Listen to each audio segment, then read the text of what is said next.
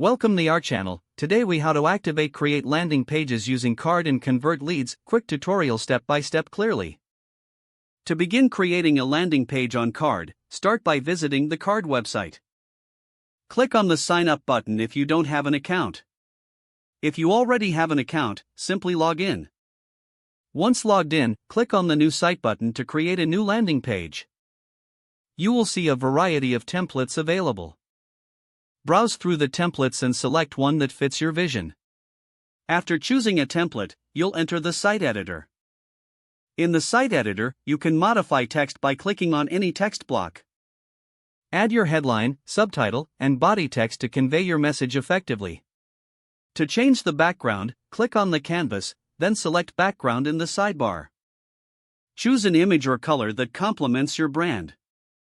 Next, you can add elements like forms, buttons, and images. To add a form for capturing leads, click on the Add button and select Form. Customize the form fields according to the information you wish to collect.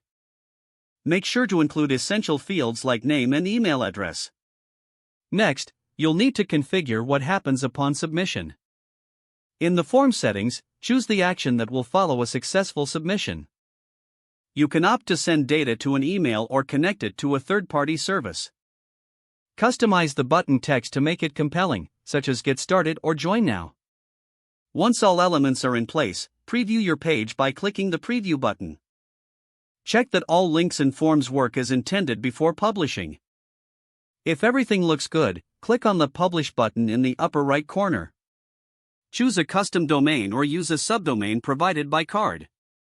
Finally, share your landing page link across your marketing channels to start collecting leads. If the page does not load, refresh the browser or try again in a private or incognito window. Make sure you are using the correct email address, then retype it carefully to avoid small typos. If your password is not accepted, use the reset option and create a new strong password you can remember.